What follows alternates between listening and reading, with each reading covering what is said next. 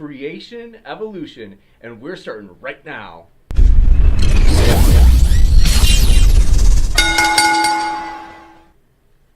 Hey friends, thrilled to have you back at Modern Day Debate. Thanks for being here. We are stoked to have these two experienced gentlemen for this unique debate. So with that, just want to mention, if you're new here to Modern Day Debate, consider hitting that subscribe button. We've got a lot more debates coming up in the future, and we'd love to have you be a part of it. We're striving for a nonpartisan platform. So we want to be as fair as possible to both sides.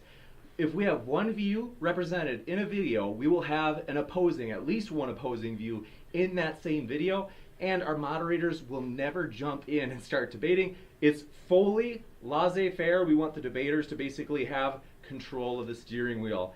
Next, just want to say we got a couple of quick house cleaning things that are super exciting to say the least. So we are pumped that on Friday, April 12th at 8 p.m. Eastern Standard Time, this is not a joke, we will have Dr. Robert Price. He is going to come on the show. We are thrilled. Basically, popular Jesus mythicist and just a really fun person to listen to. He's got a very likable personality. I think you're going to really enjoy his personality. Even if you don't agree with him, I think you'll like him. And then, as well as Jonathan Sheffield, who's been a huge supporter of this channel. We've just been so thankful for him being willing to come on so often and helping arrange this debate. And so we're just stoked for this super interesting debate. Basically, the debate title will be, Can Christians give an intellectual historical account for the Christian faith? So that will be really interesting, I promise you that. And also want to say, we have today, our full debate card includes 3 debates. If you missed it, we had one earlier, do atheists dodge debates? Controversial. I know, wasn't my idea. So basically, we had a gentleman propose it, said, hey, we'll host any debate that doesn't get us kicked off of YouTube. So if you guys want one on do Christians dodge debates, we'll host it. We're hosting a debate next week on whether or not Christianity is a hate group, for real. So we're willing to do it. We've got an open mind here. Creation versus evolution is right now at 9 p.m. Eastern Standard Time, as mentioned. And then, does the Bible teach creationism? That's going to be between Robert from Sentinel Apologetics. Excited to have him back. And then we'll have him going against Nephilim Free. So, with that, want to introduce our debaters, both of which have their links down in the description. See down, right down there. So, really excited. Standing for Truth has been here many times, and he loves debating creation evolution. As you know, he is linked below with his own channel. And not only that, but he has a lot of debates over there. I know that he's having a debate with Kent Hovind soon, so a lot of people, love-hate relationship. Some people love him, some people hate him. Kent Hovind will be over there soon, so if you love debates, know about that. Speaking of debates and great debate shows, a Non Sequitur show has got numerous debates, and Aposteriori Unum, forgive me for getting that jargled. Basically, he has been on the Non Sequitur show. We've got a great relationship with Steve and Kyle, and like I said, they also have great debates you can check out, so please know about that. And so, Aposteriori Unum, or Esteban, as he likes to be called, also, he has been on the Non Sequitur show and has been debating these issues for years, actually, though mostly in written text. And so this is going to be a lot of fun, as we are basically going to be doing a new format. This is going to be rapid fire formal debate. So don't worry if you're like, man, I hate formal debates. Don't worry, it's going to be quick. And by quick, I mean this. So I'll just quick read this off and you guys can see for yourself how rapid this will be. The openings will be roughly 8 to 10 for the openings on each side. Of course, we'll start with the affirmative. In this case, it's more of a little bit difficult to know the affirmative because creation versus evolution, but it's the debaters already decided beforehand it'll be standing for truth. And then, of course, we'll have Aposteriori Unum, or Esteban, give his opening. Then this is how the rebuttals will go. 4-minute rebuttals from each. Then second round of rebuttals will be another 4 minutes from each. Then third round of rebuttals will be 3 minutes from each. Then fourth round of rebuttals will be a short 3 minutes from each. Finally, a 4-minute closing from each speaker, and question and answer for 20 minutes.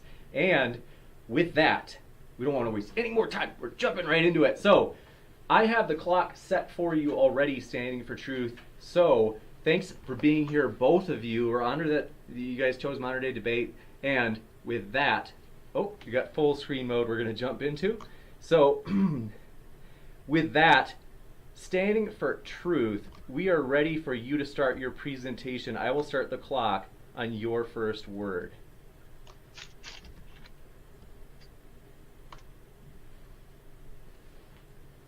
Awesome, James. Well, thanks so much. Let's get this party started. We got creation versus evolution. I gotta get rid of this right here.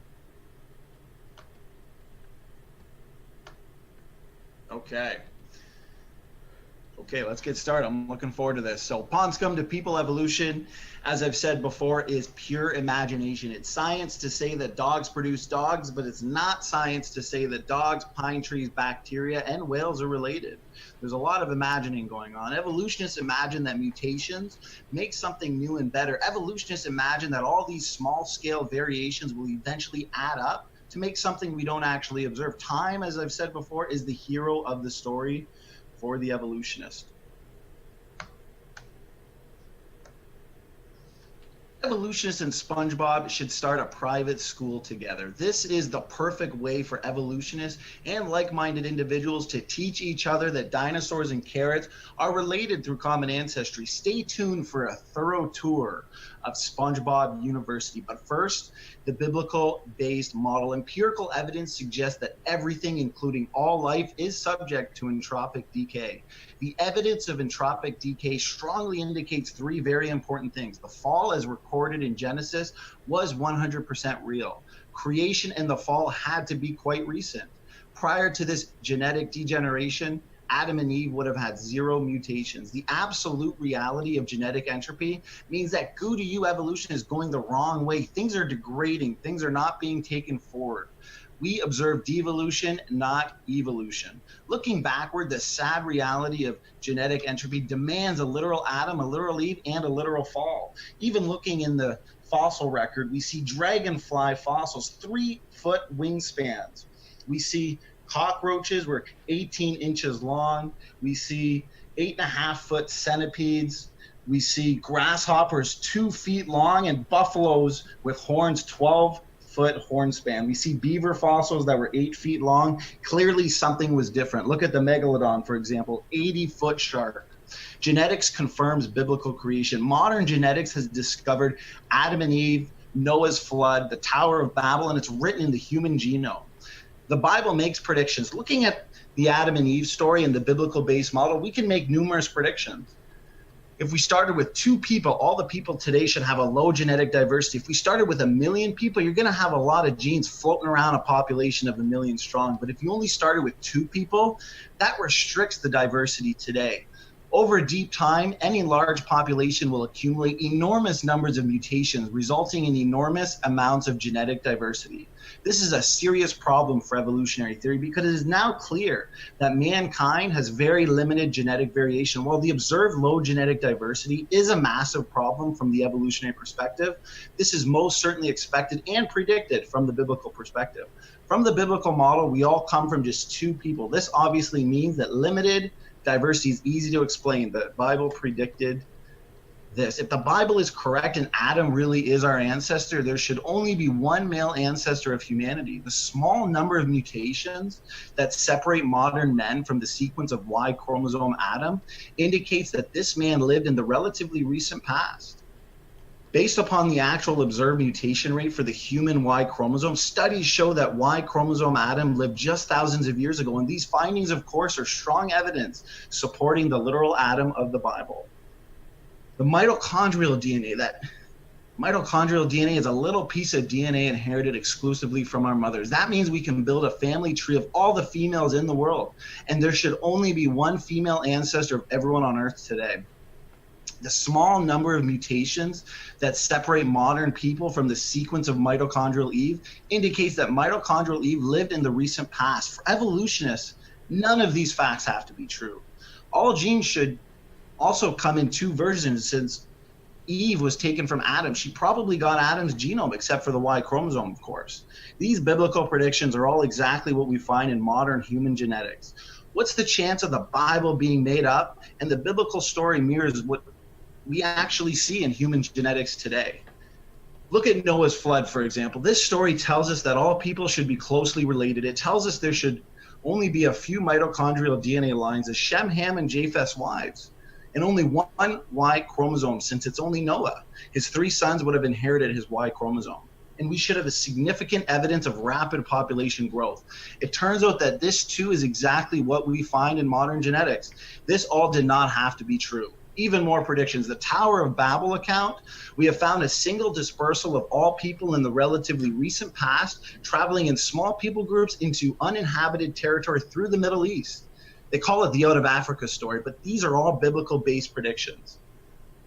Welcome to SpongeBob University. Evolutionists hope, they dream, they imagine. Only the most imaginative of evolutionists are accepted. Requirements for those that believe they have the wild imaginations necessary for enrollment at SpongeBob University, just a few of them. You must believe that natural selection and mutations can explain all new innovations, structures, body plans, and novel information, which we actually know cannot actually be the result of natural selection acting upon random variation and random mutations. Evolutionists imagine these things, even though empirical evidence tells us that neo-Darwinism lacks incredible explanatory power in regards to the origin of phenotypic complexity, anatomical novelty, and the origin of non-gradual modes of transition, abrupt fossil appearance, for example.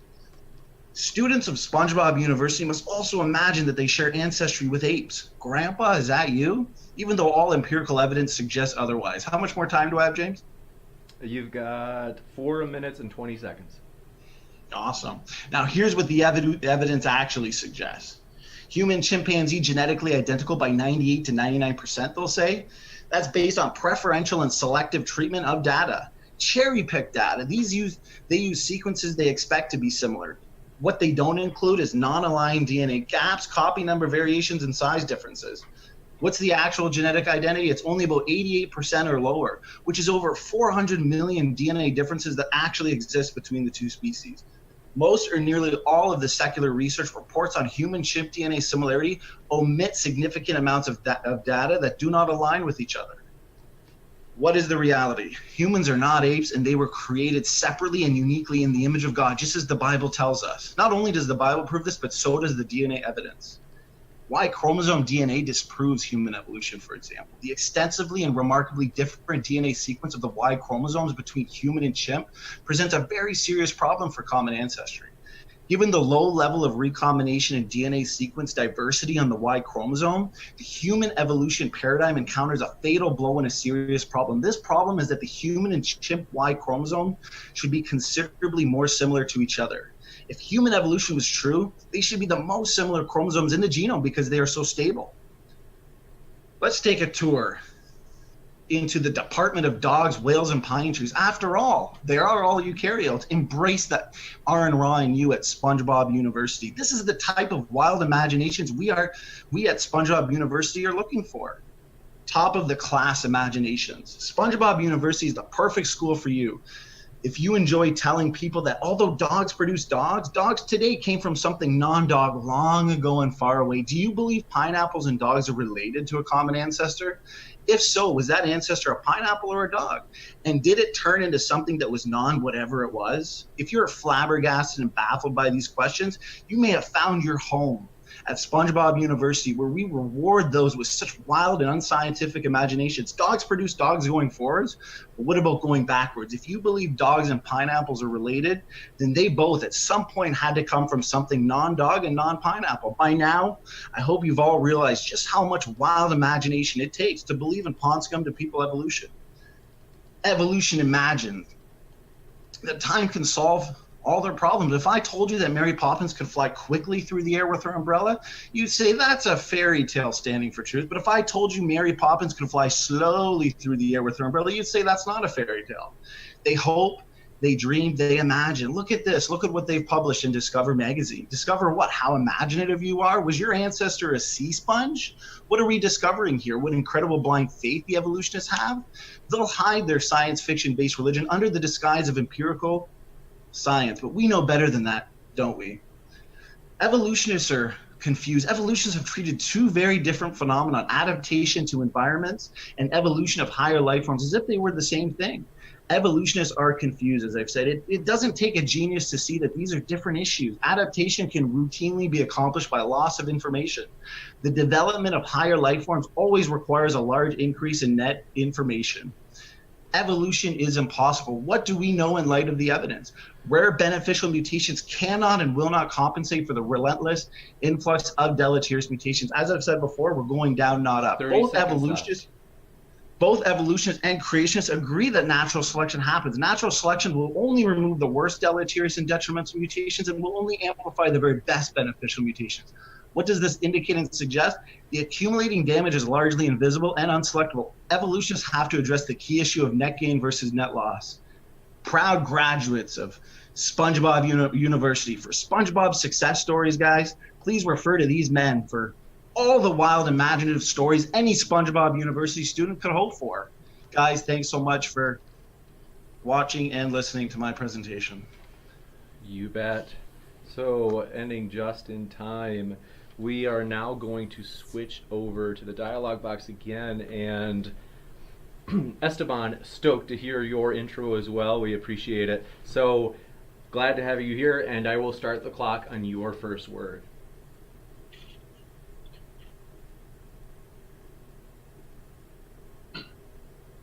The topic of the day, evolution versus creation, as the best explanation for the diversity of life on Earth. Well, what do we mean when we say evolution, and what do we mean when we say creation? Well, when we say evolution, we're talking about the theory of evolution by means of natural selection, whereby we explain the diversity of life on Earth through non-random natural processes such as genetic drift and natural selection.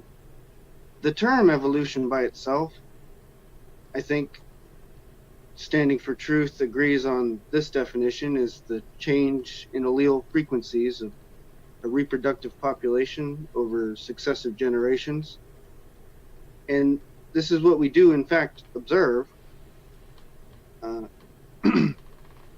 inference we make, based on all the lines of evidence, such as comparative genealogy, morphology, and fossil record, is that all the forms of life on Earth today derived from a common ancestor. And this, I think, is where my interlocutor disagrees most passionately, because this inference does not suppose or require any supernatural forces to occur. There was a time when we thought the universe was static and species were immutable. We found the remains of things, the likes of which were never seen alive by any human. We assumed, of course, that these things no longer existed. But how do we explain their existence? My interlocutor accepts adaptation and artificial selection, and in fact, natural selection to an extent. When species adapt to their environments and when humans breed traits into a species that are desirable for human usage. So-called microevolution is when species will develop new traits. The different beaks of birds, or the different colors of a cat, the different ears of a dog, or the different sizes of a bat. But what happens when an entire population of long-beaked birds becomes isolated from the rest of the population for a long time? They can no longer interbreed with the basal population. This is what we call speciation. We agree on this point, and we call this macroevolution. But you say it's still a bird. And this is the point at which I would ask. Take a 10-mile stretch of road. Paint the first inch pure red. Every inch add a little more blue, such that in the middle you have exactly half blue and half red. You make purple. And the second to last inch is 63,359 parts blue and 1 part red. And tell me at which point you would consider the road blue. The last inch? To our eyes, it's indistinguishable from the one before. Only when you view the whole road at once can you see the difference from beginning to end. Any 2 or 5 or 10 inches you look at will appear as just one color. This is all we propose, that the incremental changes over the many generations can and do result in vastly different organisms.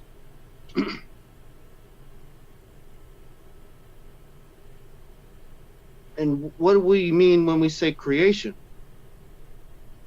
When we say creation, we are talking about a single event, a supernatural, timeless, spaceless, immaterial being that willed all life, and indeed the cosmos, into existence. This is not an explanation for the diversity of life on Earth. And indeed, if it was true that we were all willed into existence by such a being in our current or close to current forms, then it wouldn't explain why we have the diversity we do, only that that was the will of this incredibly arbitrary being. And what evidence is there to support this hypothesis? Is there a library of creation event artifacts that couldn't be explained by any natural causes? No, there's a book.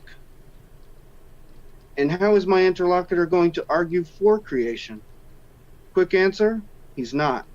He will only argue against the possibility of evolution, and he will do so with multiple logical fallacies.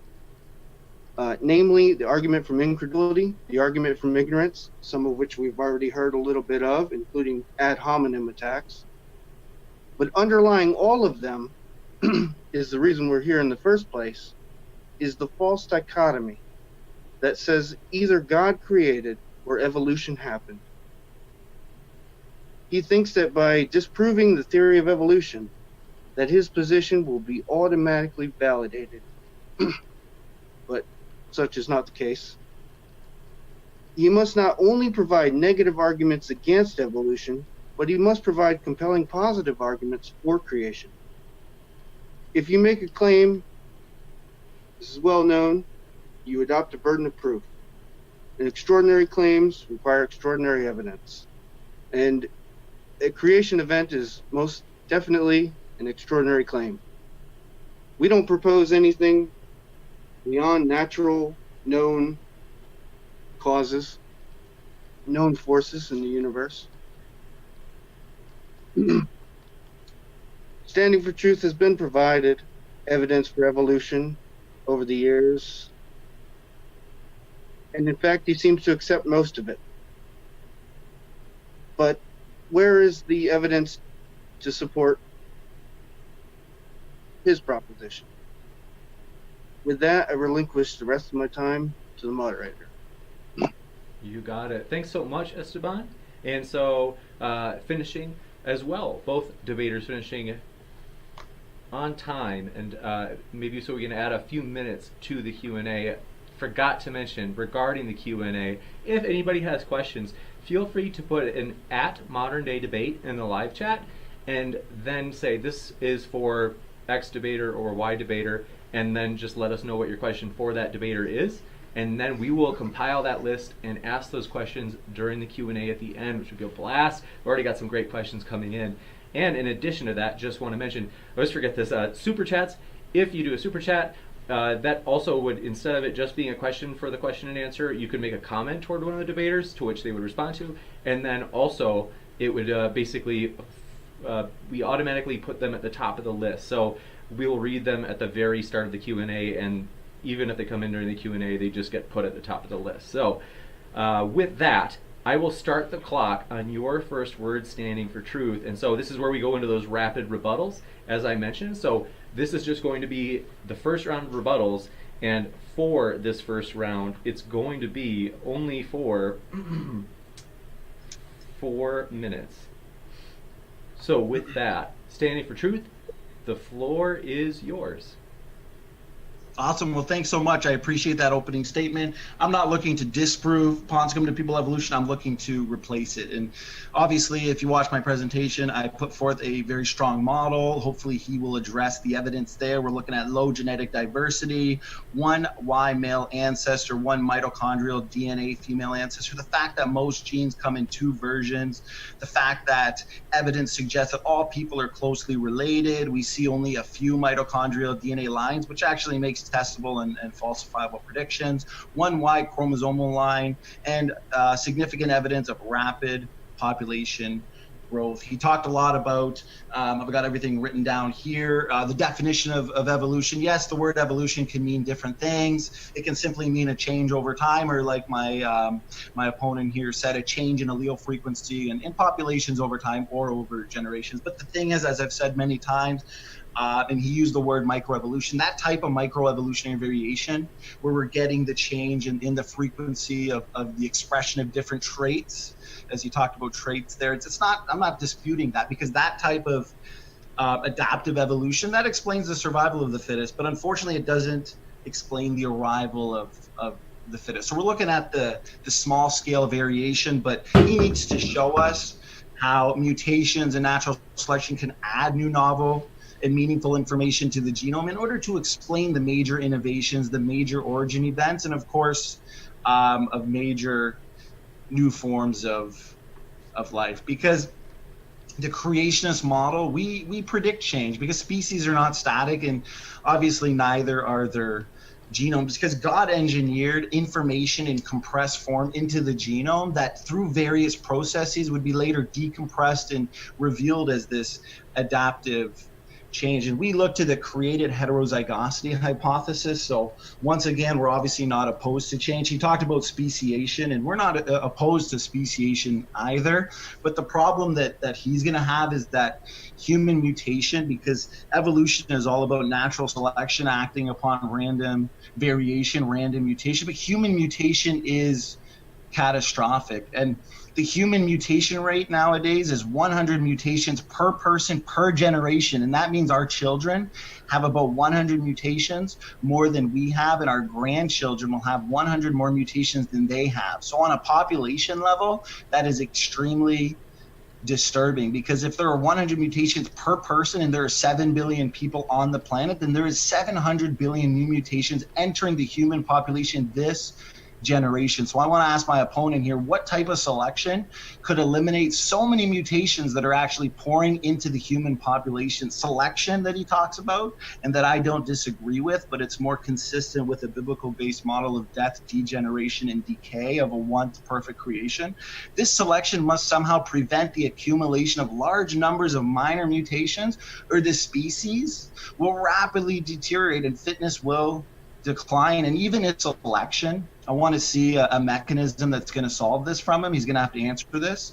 But even if selection could keep minor mutations in check, it appears to be absolutely powerless to stop the accumulation of the most abundant class that I always talk about, and that's the nearly neutral mutation. So obviously genomes, they must eventually all degenerate in the long run, with or without selection. And we see, it's like rust on a car. It's continuous and it's destructive. And we see evidence everywhere. We see it in bacteria, we see it in viruses, we see it in ancient human populations, Homo neanderthal, Homo erectus. We see it in mammoth populations, butterfly populations. We see entropic degeneration on all levels, immunological diseases, cancers, autism's on the rise. He's going to have to explain away this problem. And if it comes down... So sorry about that. I didn't give you a warning, but... no problem. So sorry. It was fast rebuttals. Was that 4 minutes? To be honest, I think it was a little bit over, because when I clicked back over the clock, it was at 0. So we'll give, to be fair, I want to give Esteban 5 minutes, because my guess is that's maybe what it was over. Let me know in the chat if anybody thinks it was more than that. No problem. And we went by quick. It's fast paced. Let's keep her going. It's rapid. So sorry about that. Just trying to keep up with the questions, which have been excellent questions, by the way. And let me know in the live chat, anybody, if I was wrong about that. Maybe it was more than 5 minutes. So collecting these questions is got a question from Sygart that'll be a lot of fun too. And so next, setting the clock for you, Esteban, and just to be sure that we give you like roughly equal time. Like I said, I'm technically uncertain exactly when it was, but we'll give you about 5 minutes because I think that's about what Standing for Truth had gone for. So I will start the clock on your first word. Thanks, Esteban. 4 minutes is okay. Okay. First of all, I see that it was pretty accurate about the shifting of the burden of proof there. He's insisted upon me explaining all these things, and I'm not necessarily a biologist, so I don't know what I'm supposed to know as far as all this mutations and stuff go. But you keep saying genetic entropy, and I don't think that means what you think it means. When you look up the term genetic entropy, the only thing you get is a book from one John C. Sanford and stuff from Answers in Genesis, which is a well-known creationist website run by Ken Ham. And sure enough, if you look up John C. Sanford, he's a creationist. Well, the fact is that entropy is not a word that we use in biology. I mean, you could technically use it for all kinds of different things, but it's a physics term that has to do with the laws of thermodynamics. I don't know if you're trying to poison the well when you throw in the word entropy to make it sound like that things are decaying and falling into chaos. I don't want to say that you're doing that on purpose, but I don't think it means what you think it means.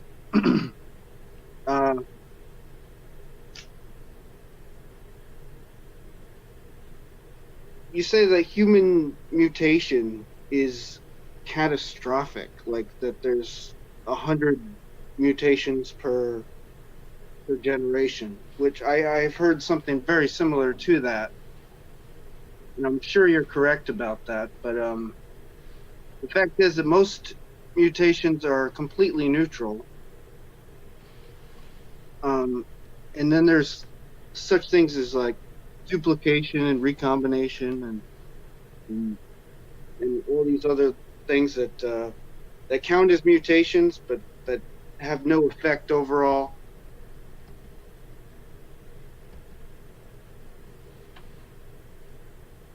But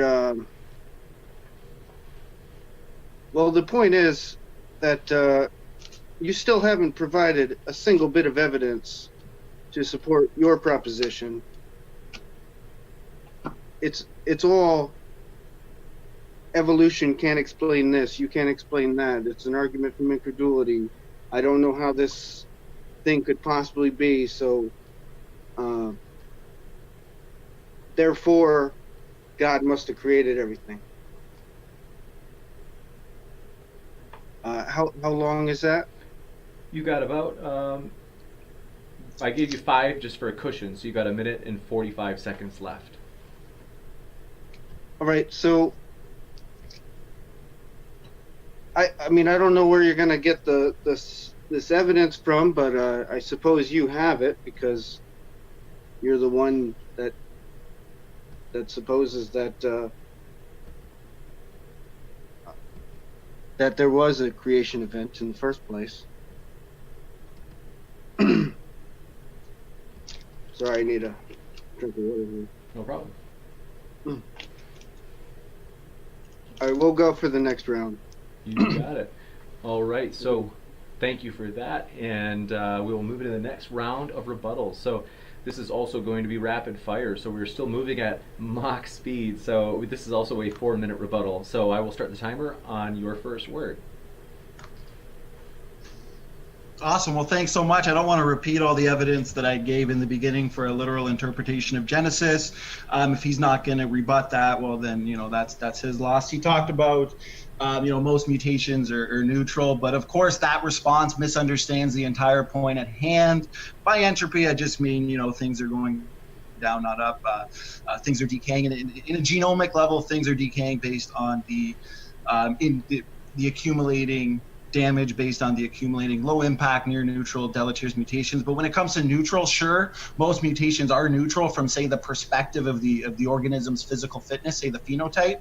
But all mutations must have effect on the genetic content, right? The genotype. In no way are mutations truly neutral, and they all must have effect on the genotype, even if they only affect, say, the efficiency of transfer RNA production. So that entire comment just misunderstands the point at hand. And I've provided much evidence for this genome degradation. I can use the word degradation if he doesn't like the word entropy. But at the end of the day, H1N1 virus went from a red hot pandemic to a whimper to an extinction event in 90 years.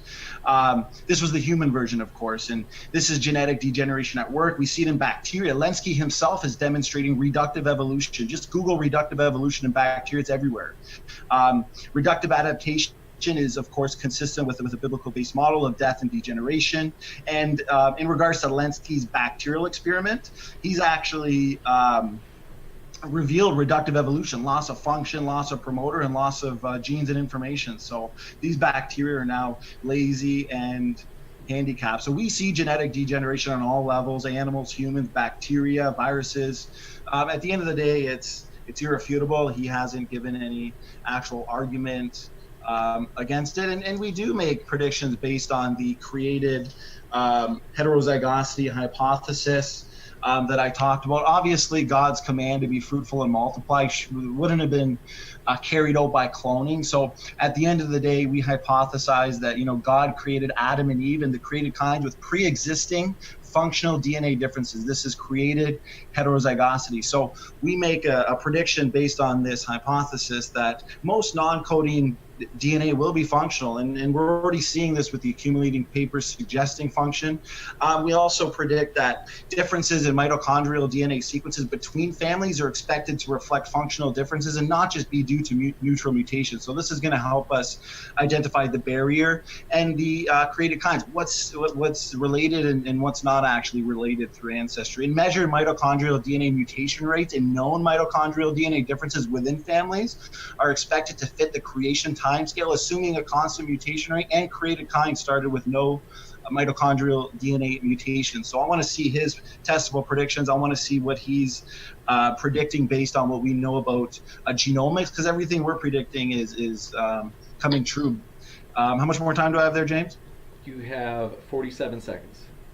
Awesome. He talked about recombination, of course, and the thing is, if you look to linkage groups, there's little to no recombination going on. So at the end of the day, that's not going to help the problem, because things are, as I've said before, only getting worse. These linkage groups are degenerating more. So if you throw in one or two beneficials, say, and he still hasn't given me a beneficial mutation that's not actually deleterious on any level to take his fish to fishermen, they're just going to get neutralized by the large numbers of deleterious mutations. So that linkage group, based on the recombination, is actually a killer and a destroyer for evolution. So he's going to have to give us a reason and evidence for believing that whales, pine trees, bacteria, and carrots are actually related through common ancestry.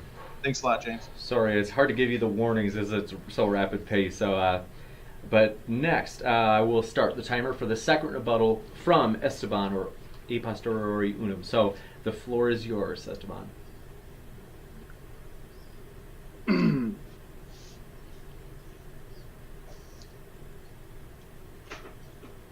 Hold on, just give me a second. No problem.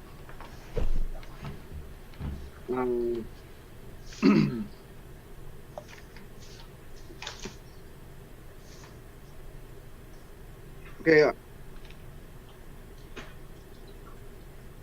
I'm not a geneticist or even a biologist, and I'm sure he has some pretty good points. But it doesn't help to prove creation to disprove evolution. I believe I mentioned that in the opening. But we could say that evolution says this, and this thing kind of looks weird when you look at it or whatever. But the one thing that does have that we do observe is that there are changes, and like I said, he agrees. There are changes in populations over time, and whether or not we're headed towards a complete genetic destruction, or eventually maybe in 1,000 years we're gonna cease to be able to reproduce, is irrelevant to whether or not what we observe is what we observe.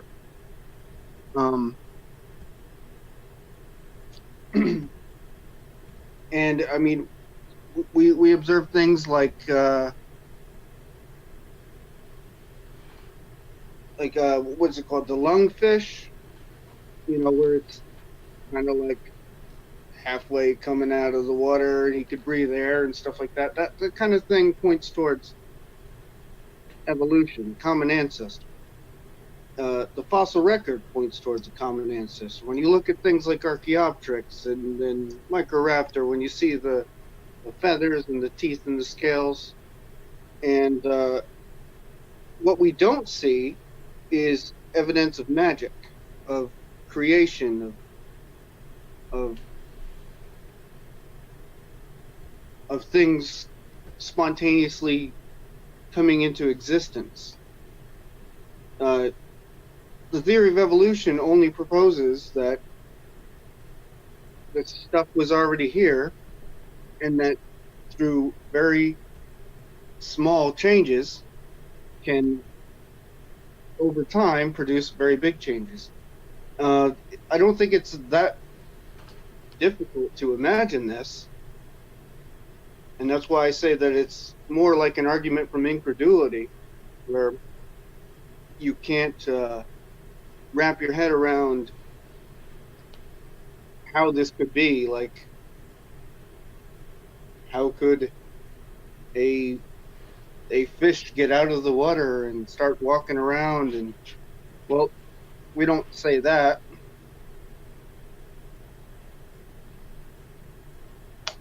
Got 1 minute left. Thank you. And again, we don't, and even some of the so-called predictions that he said that they make based on creation. I mean, where are you getting these predictions from? Are they in the Bible? I've not read that part. All it says is that God created this, God created that. Like, I Dream of Jeannie. It doesn't say that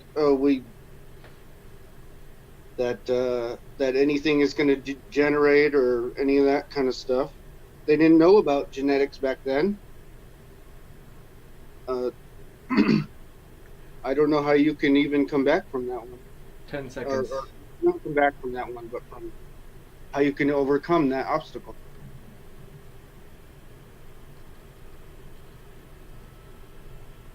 Gotcha. Thank you very much for that rebuttal, and then we will move over into the third round of rebuttals. Do I have that right? Forgive me, I think that's right.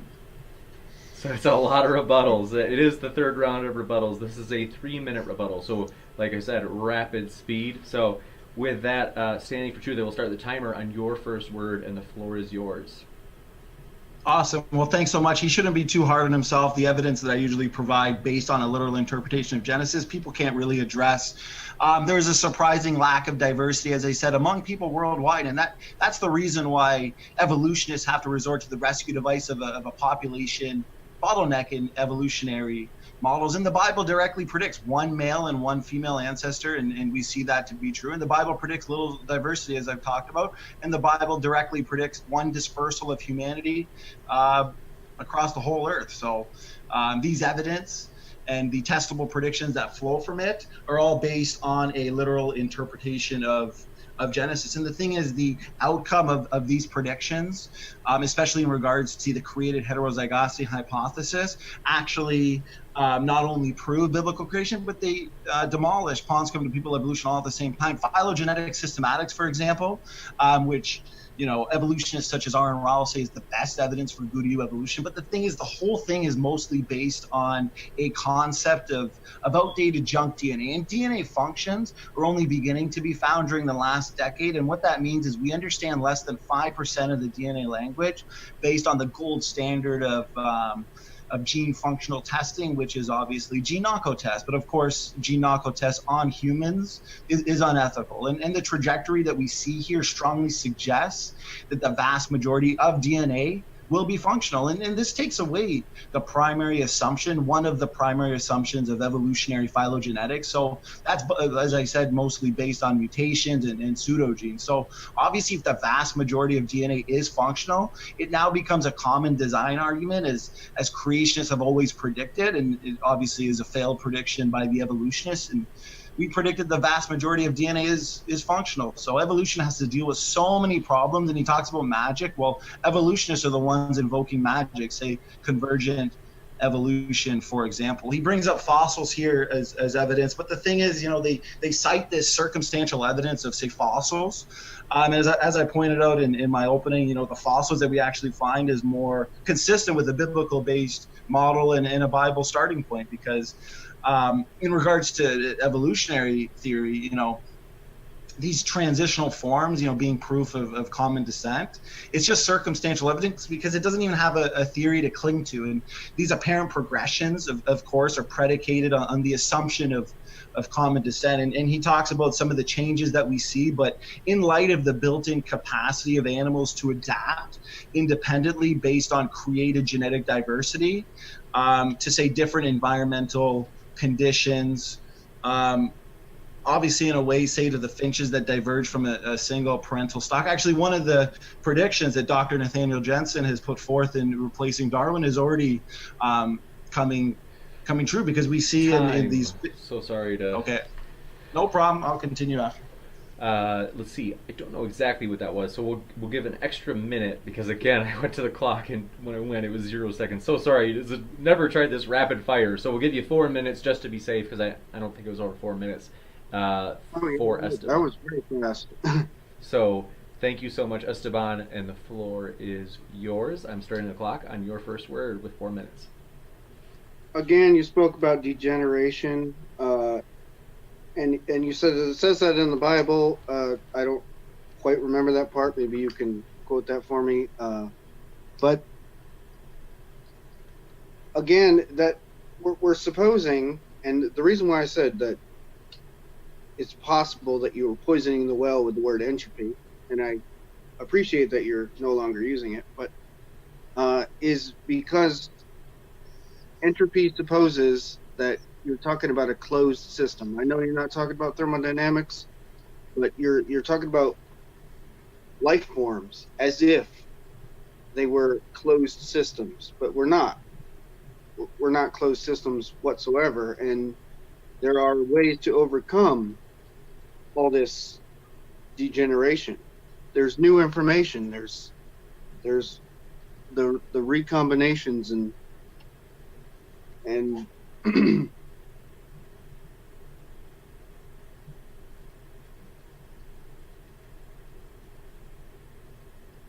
well, I can't think of the word. It doesn't matter.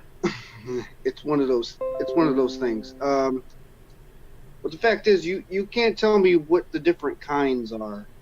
What are the different kinds that God created?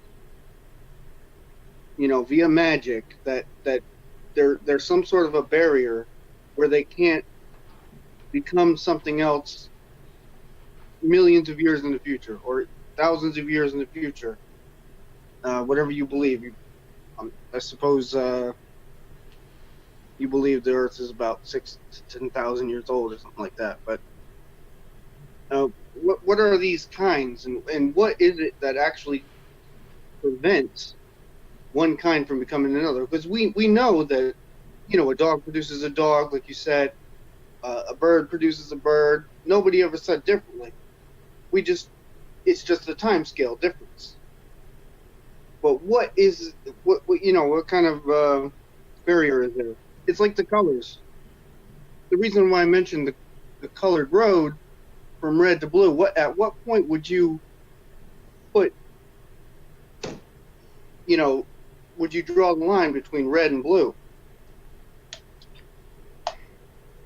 The changes are so small over such a long distance, or in this case, we're talking about time, that any two or even 10 next to each other, they all look the same. or at least they're indistinguishable to the human eye in that context. Got about 1 minute left. 1 minute.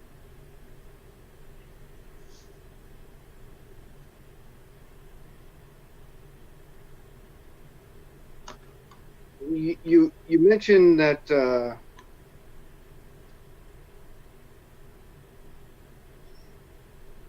all right, I'll relinquish the rest of this one. You got it. And with that, we will next move into the third rebuttal round. So these are 3 minutes each, so I will keep my eyes on the clock the entire time, and I will catch up with any questions that come in immediately after. So the floor is yours, standing for truth. Is this the closing or just another rebuttal? This is the final rebuttal before the closing, so 3 minutes. Before the closing. Okay, awesome. Yeah, as I was saying before, we've seen these finch populations now go from shifts from homozygosity to from heterozygosity to homozygosity, producing new species quickly. He talks about what are the original created kinds, what are the barriers. Well, we can look at something like orphan genes, which are taxonomically restricted genes that can point us to what's related and what's not. We can look at breeding tests. And of course, based on the hypothesis of created heterozygosity, we're going to look at functionally unique differences, DNA differences that are across families. Because if we're going to look to the family level as the original created kind, we're going to have to see what testable predictions actually flow from it. So in regards to the actual limits, the actual barrier, well, we can see in actual breeding tests, we can see that lions and leopards can produce offspring. That would indicate they must be of the same biblical kind. We can see with horses, we can see zorses, zonkies, zianis, shebras. So through breeding tests, we can see what's related and what's not in the biblical based model. And even squirrels, we can see there's 200 species of squirrels. I think there's 8 species of bear. So what's the barrier? I would say the barrier is bear. And you know what? Just because we can't always identify the exact line or barrier of these kinds, that doesn't prove in any way that bacteria, fish, whales, and pine trees are actually related through common ancestry. And the fact that genomes are devolving and the genome is rusting out like a car makes it impossible for your fish to take your fish to fishermen, because like I said, let's take a room full of people, for example, kill off the most 1 minute, Yep. Kill off the most mutant people. Now we have a room half full of people who still have approximately 100 more mutations than their parents. And if everybody is multiply mutant, and if every generation is more mutant than the one before it, which we know is true based on the amount of mutations being transmitted to our children, all selection can do is slow down the degeneration process by killing off the absolute worst of the lot. But it doesn't stop mutations from accumulating in the population over time. So things are going down, not up. And all modern scientific evidence points to the decay and destruction of an originally perfect design creation. He still hasn't addressed the evidence that I provided in the beginning, and he hasn't provided any real mechanisms or evidence to stop this genetic degeneration. I don't want to see an example of a beneficial mutation that actually adds new, novel, and meaningful information to the genome, because due to the influx of deleterious mutations, the rare occurrence of 1 or 2 beneficial mutations cannot counterbalance the influx of deleterious mutations. It can't counterbalance the information loss. So thank you. You bet. So with that, we will now move into the final rebuttal statement. So that's going to be from Esteban, and that's going to be 3 minutes as well. So Esteban, the floor is yours. Well, I haven't acknowledged your evidence because you haven't provided any.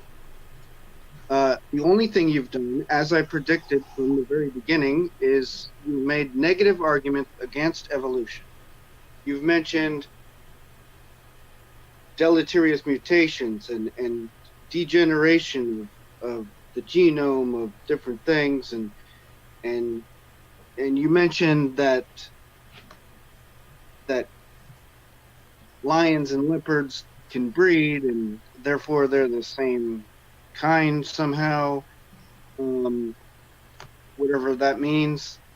And you mentioned a whole slew of different things, but you haven't provided any actual evidence, and maybe I should define evidence.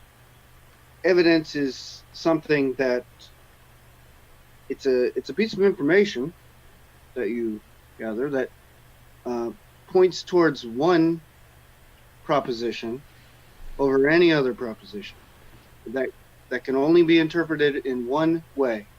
And it's not something that like if you see the sun rise, that could mean that the sun moves around the earth, or it could mean that the earth is rotating.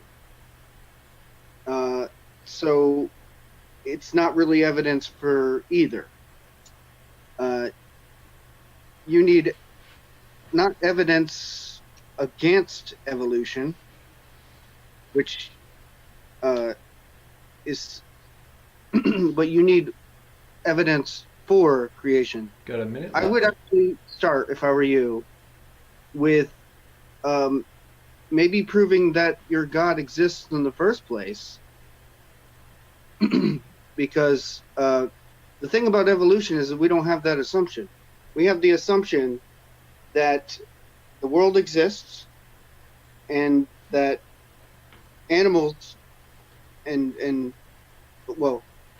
organisms exist and that they reproduce. 30 seconds left. And that they reproduce and they have changes and in each generation, and these changes can accumulate over time. We don't need anything supernatural to explain what we see in the world today. How much time? Got 10 seconds left. All right, well, you can have it. You got it. And for our next period, this is just our closings before we move into the Q&A. So these are also short and sweet, only 4 minutes apiece. So with that, standing for truth, I'll start the clock on your first word. Awesome. Well, as usual, none of the actual evidence was presented. He said I didn't present any of it, but obviously go back and look into it. He hasn't even addressed all the evidence of genomic degeneration I presented. There's a pandemic, entropic degeneration on all levels, epigenetic degeneration as well. Neanderthal was highly inbred at a very high genetic load. The hobbits, Homo floresiensis was very highly inbred and appeared to suffer from reductive evolution, and that resulted in the reduced body size, reduced brain volume, and other various pathologies. Mammoth populations were highly inbred and carried an elevated genetic load. Bacteria, we see reductive evolution there. We see it in viruses. We see it in cheetah populations. I mean, I don't want to just re-say everything, but we see genomic degeneration. Everyone compensating for loss of information is not possible. We see the predictions flowing from created heterozygosity coming true. We know overall that the non-coding regions of DNA function much like an operating system in a computer that's directing the timing, expression, and regulation and use of the other information or the data files that code for proteins. And these regions, they're regulating, DNA replication, transcription, marked sites for program rearrangements of genetic material, even regulates embryological and placental development and aids in immunodefense. Even these ERVs, these endogenous retroviruses and pseudogenes are all showing functions, very important functions. And he talked about fossils, but at the end of the day, when we look at the geology, there's evidence that the earth was once underwater. We see marine fossils on mountains and in landlocked areas far from the sea. Some sedimentary rock layers extend over entire continents or even farther. The deposition of those layers must have been catastrophic, or there would not have been much fossilization. So the existence of fossils alone proves biblical creation and the Genesis flood. I mean, how many animals died today? How many fossilized? And there's fossils of animals giving birth, of fish being eaten, suggesting sudden and rapid burial. So all these observations we see are in accord with the flood of Noah, a biblical-based model that talks about the earth being, covered in water just a few thousand years ago. So the existence, as I said, of a fossil is proof that it happened quickly, because environmental factors prevent that organism from forming. But if it's covered by sediment and then protected, the fossilization process can actually start. And we can see that in real-time evidence in Mount St. Helens, because rapidly formed sedimentary layers and canyons were seen at Mount St. Helens. And the scope and scale of the energy produced by the flood, I have realized that evolutionists underestimate, because it's amazing. The fountains of the great deep break open. The earth is fractured like an eggshell. Continents are moving vertically, horizontally. The tsunamis drive floodwaters onto the continents. Rain unending, geologic catastrophes, and the continents are moving at rapid paces through the floodwaters. And he talks about evidence.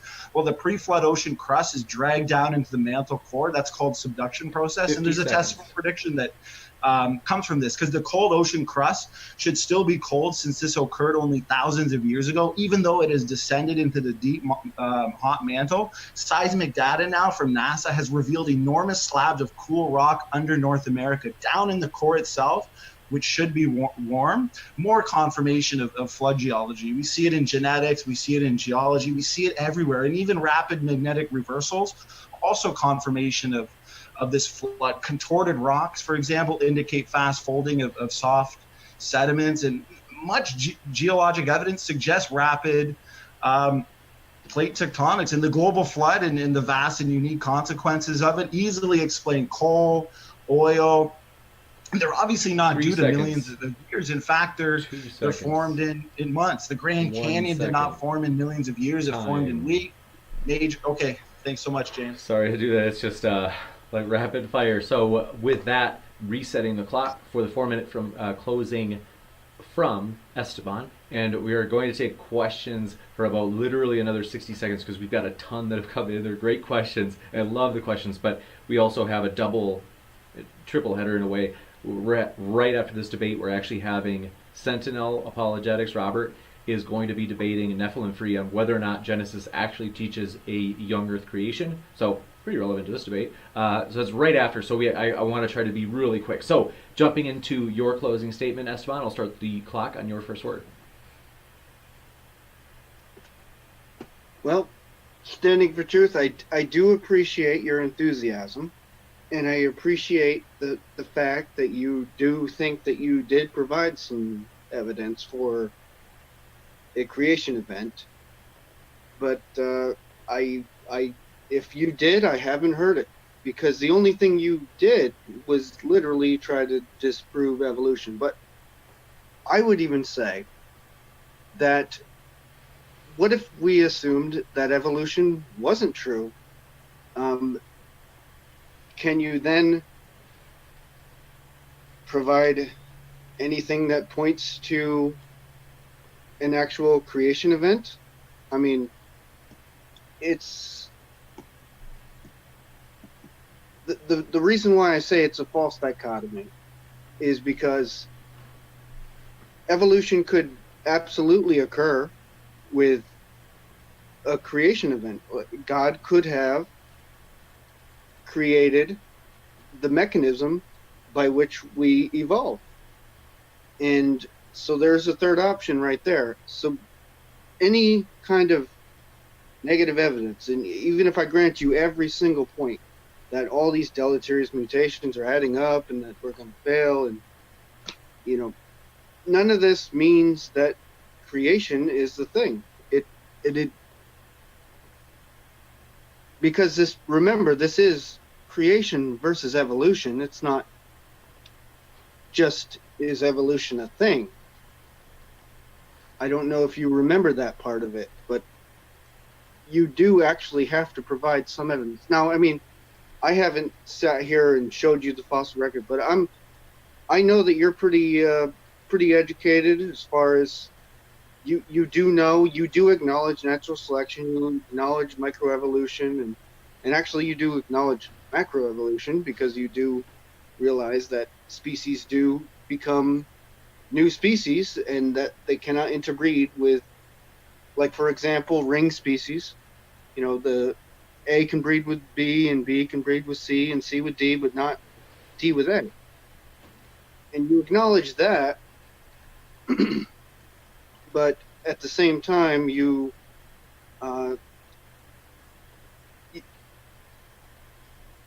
try to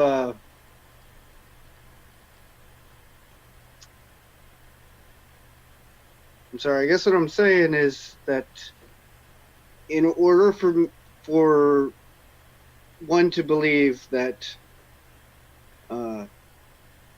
that magic was what brought the earth and all of its inhabitants upon the earth, one would have to show that magic is a thing rather than nothing but natural processes. 50 seconds. Because as far as I have ever seen in my entire life, the only thing we do have is natural processes. That's the only things we can agree on. And I believe we are in agreement with 90% of all these things. We all know that sexual reproduction occurs and that the next generation does not inherit 100% of the genes of either parent, and that things change over time. And I think you're just getting hung up because of a lack of imagination, or maybe it's because of too much imagination. Because 5 seconds books left. and fairy tales are full of imagination. Gotcha. So next we'll go into the question and answer. So thanks so much for your questions. They're great. Sorry we had to close the Q&A. We closed it a few minutes ago. We probably won't get to all the questions, but we're going to try. We're going to go as fast as we can. And with that, so first, Super Chats. Jamie Russell, thanks so much for your Super Chat. I didn't see a question attached to it, but we appreciate it if it was just meant to be a gift to the channel. So thanks for your support. If you have that question and you want to attach it, my first Super Chat, I know that sometimes I still do it, even past my first one. I forget to put the message in. So Ronald Madanka, thanks for your Super Chat. He said, for Standing for Truth, why do you think Francis Collins, Tim Keller, John Walton, and N.T. Wright, C.S. Lewis, and others accept evolution? I would say because they've unfortunately been influenced by naturalism, secularism, obviously the evolutionary community. Maybe they're intimidated. I'm not too sure, but all evidence is pointing to obviously a literal interpretation of Genesis. And I would just direct people to probably the best thorough debate on this would be Dr. Dennis Venema from BioLogos versus Dr. Nathaniel Jensen from Answers in Genesis, where he goes in depth into these predictions on mitochondrial DNA, the predictions that flow from the LMN haplogroups, and the testable predictions that flow from the created heterozygosity hypothesis. So you'll see Francis Collins, he headed the Human Genome Project, I think it was. He also founded BioLogos. So you can see the panic that's coming from their side. I'd recommend go and watch that debate and see for yourself how strong the biblical model is. Thanks so much. Right, we'll move to the next one. And then if you are Kent Hovind, CPA, your arch nemesis is here. It's not Kent Hovind's real accountant, if anybody doesn't know that already. He says, thanks for your super chat. We appreciate that. And he says, preachers talking about science is hilarious. So if you want to respond to that, Standing for Truth, my guess it's for you, as long as you're short and pithy. What was it? What did he say? He said, preachers talking about science is hilarious, with a capital H. Yeah, I don't know. Have him come on and debate me and see if he can address any of my arguments. That's all I got to say. Ooh, that's all right. So short and pithy indeed. Thanks so much for your super chats. Totally appreciate it. Landon Freeman asks, how do you explain the sudden appearance of biological features in the fossil record, followed by rapid diversification, as was the case with insects and their wings? And yes, I do have secular source for my claim. So my guess, I don't know a lot about this material, but I think that's probably for Aposteriori Unum. How do I explain what? So he asked, how do you explain the sudden appearance of biological features in the fossil record, followed by rapid diversification, as was the case with insects and their wings. Sounds like punctuated equilibrium. I mean, I don't know, unless you have like a specific case. I don't know how to address like the sudden appearance of something. I mean, it wouldn't be sudden anyway. It would be over the course of millions of years, but we only get small windows, small little glimpses into what happened in the past. You know, we might have a fossil from year X, and we won't have another one for another another million years, and we have to put the pieces together. You got it. Thanks very much. And Snake was right. Thanks for your super chat. Totally appreciate it. He asks, how can you claim to make predictions when you can't tell created kinds from evolved kinds? So I think that's for, it says, for standing for truth. Well, for one, created kinds, I've already talked about how we can identify those through breeding tests. We can even look at orphan genes, which I talked about as taxonomically restricted genes that actually confirm that there is limited ancestry, because not everything can be related. Because the thing is, orphan genes, what they are is they're fully functional gene sequences that code for both a functional messenger RNA and a protein, and they lack similar counterparts in other organisms. So here's a way that we can debunk universal common ancestry, because for example, and I'll finish off here, because the orphan genes that are, say, specific to humans are actually powerful evidence against the idea that we evolved from apes. And the reason why that is because these genes appear fully formed, uniquely integrated into the complexity of the human genomic network, and clearly functional and important to various cellular processes. Plus, we're still making further discoveries on DNA and the non-coding regions. So the more we understand the DNA language, the more we'll understand what's related and what's not. Thanks, James. Gotcha. Thanks for that. And next up, Richard Madsen asks, if Adam consumed of knowledge of good and evil, then why does God preach to Cain about good and evil after he makes a poor sacrificial offering? Did Adam not tell Cain? I think he's saying, like, did Adam not tell Cain about, like, the difference from right from wrong? So when Adam fell, or ate from the apple, he was given knowledge of obviously good and evil. And Cain, why didn't Adam tell Cain? Well, that's a pretty deep theological question. I'll have to think more about that one. Thanks, James. You got it. And Snake was right. Thanks for your super chat. Just came in, and he said, humans have no orphan genes because we know all homologs. That's homologs, I think so. HOMOLOGS. See, the thing is, evolutionists have to resort to, I think it's called de novo gene synthesis. I'd have to look that up for sure as a rescue device. It's circular, so there's an existence of orphan genes. Therefore, there has to be an explanation for it, because there exists something called orphan genes. But the thing is, this amazing category of genes are taxonomically restricted genes, as I said, and they're unique to each type of organism. They appear suddenly without any trace of ancestry in apes or any other animal. So the point is, it's the evolutionist problem, because it doesn't fit the hypothetical fairy tale of evolutionary theory. And I think my opponent here summed it up perfectly at the end in his conclusion. He says, I don't have enough imagination. And he's right. I don't have enough imagination to believe that pine trees and whales are related through common ancestry, when all we see is death, decay, and degeneration of a once perfect creation. So thanks, James. Gotcha. Thank you so much. And next question. So next one is, thanks for that, by the way, alias fake name asks, what unit of measurement does standing for truth use to quantify quote-unquote information loss versus gain? Well, we can see through deletions. We can see through, like, for example, Lenski's E. coli experiment. We can actually see that the functional genome itself has shrank, and they've gotten rid of genes short term. But what it is it's long-term degeneration. So if, I'm not sure if he's looking for an exact definition of information or the, I mean, that's all I got for him right now at this point. You got it. And Snake was right, actually has a response to what you just said. He says, no, we found homologs. They're not de novo anymore.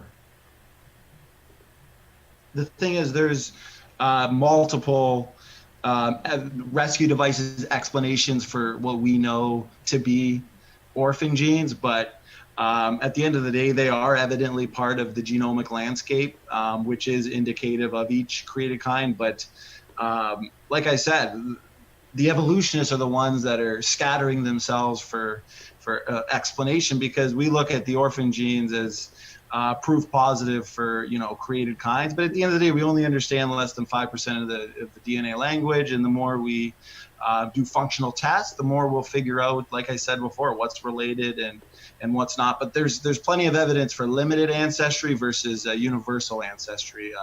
If anybody wants to watch Snake and I's debates, we've had about 5. Go check them out. They were fun. And maybe we can do another one where we can go back and forth on this one too. Thanks, James. You got it. So thanks for that. And next up, we have Richard Madsen asks question, environmental pressures select for adaptation. Does it not select against traits? Can we get a husky breeder to breed wolf from their stock? Is the genetic material still there?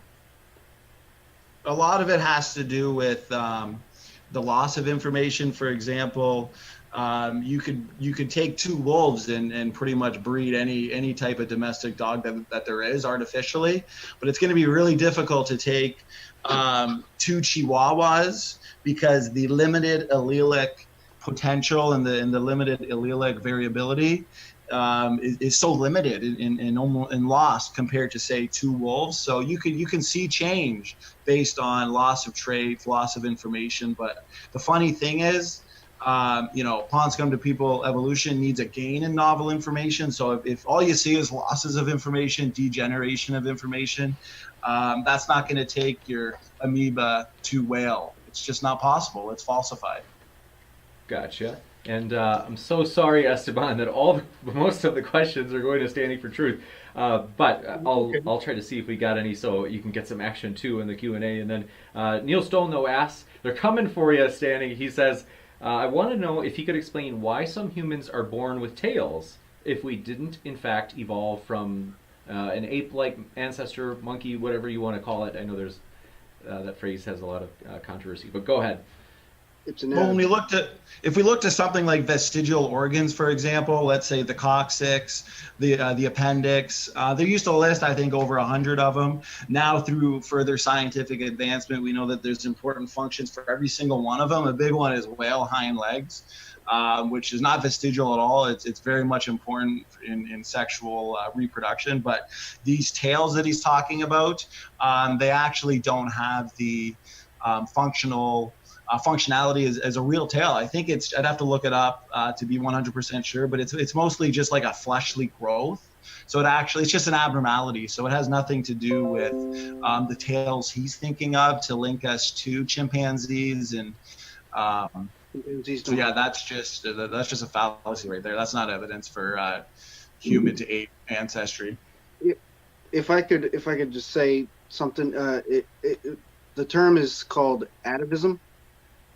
It's not a vestigial organ. It's something that comes up that we already have in our right. Gene that comes up.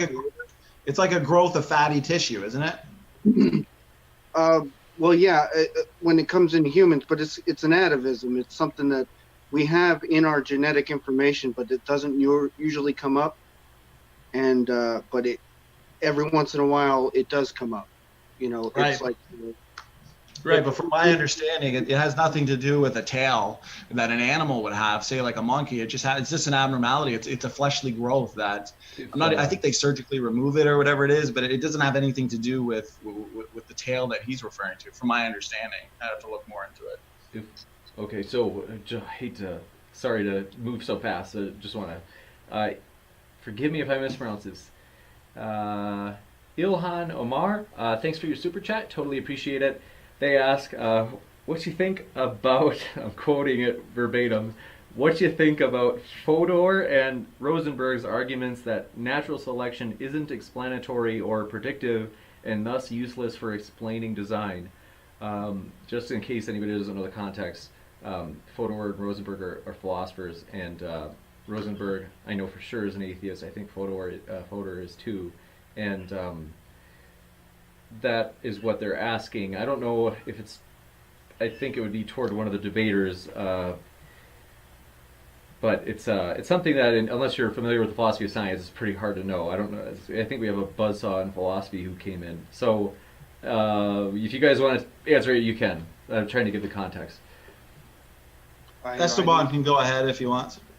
I don't know the arguments of either one of those people. I really can't speak on it if I don't know the argument. No problem. I would love to. No problem. That's all right. You got it. Somebody loves philosophy, so I appreciate the question. Great question. Really interesting. And then moving forward, thanks for that super chat. Neil Stone asks, or Cy Gart asks, are you suggesting that we are less fit than people living 1,000 years ago? So I think that's for standing for truth. I would say that, you can look at certain populations of humans, say, early populations of Neanderthal. They were 40% less fit than modern humans. And that severe genetic degeneration probably contributed to the disappearance of that population. We see it in the hobbits. We know they experienced high genetic load. Homo naledi looked like they were likewise inbred and suffered from this reductive evolution. Homo erectus as well.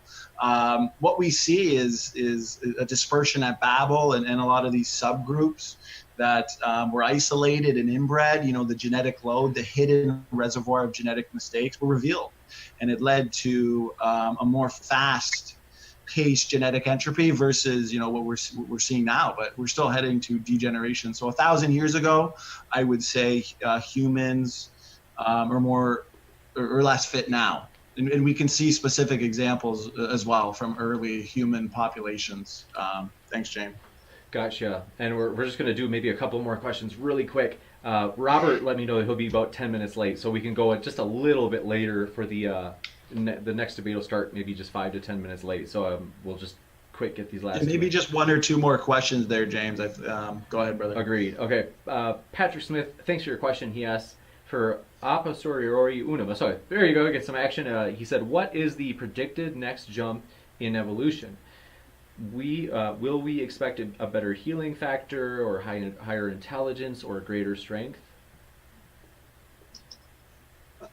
The next predicted jump in human evolution is that we will be different. There is no better or worse or fitter or less fit. It's just we will be different. And depending on what the environmental factors are, let's suppose we all moved into the Arctic now, we might be selected for having longer hair, fur all over our bodies. But it really depends on the environment that we live in. You got it. Thanks. And then last question. Thanks so much. Praise I am that I am asks, can evolutionary fitness allow a weight lifer to eventually lift a 100,000 pounds? Wouldn't that falsify progressive gains in evolution? Not sure who that's even for. It's a tough one. So I'll read it one more time. Well, hopefully one of you guys can let me know who you think it's for. I think I can, because I think he might have to do with barriers, because I know Esteban talked about barriers, right? Can you get,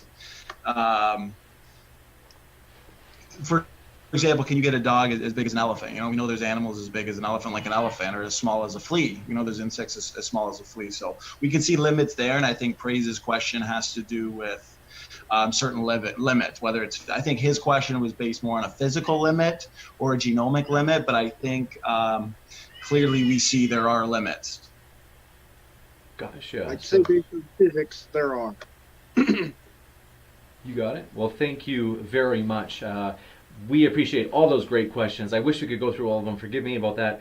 However, a lot of the questions might be related, and frankly, you could even, a lot of these you might be able to just ask in the next one because the topics are similar, though the next one will be does Genesis suggest that young Earth creation is the best interpretation? So that will have Robert from Sentinel Apologetics and Nephilim Free. You could say, I always say, the debate world's past, Nephilim Free, versus the debate world's future, Sentinel Apologetics. That will be a very exciting one. And so with that, thanks for being here, everybody. We hope you have a great night. Keep sifting out the reasonable from the unreasonable. Their links, the speakers, are in the description, and I highly encourage you to check them out. That way, even if you don't agree, if you're like, oh, that standing for truth is back, like, or, you know, you could say, well, I can at least get his case straight from him. And so if you want to give a rebuttal, then you can say, hey, I read your stuff straight from you. And so likewise, Christians, to check out Aposteriori Unum, he has his Twitter link down below, and that way you can at least say that you read the other side. So I think that's kind of as you get more advanced, that's the goal. So with that, thanks for being here, everybody, and keep sifting out the reasonable from the unreasonable, and thanks to the debaters for coming on.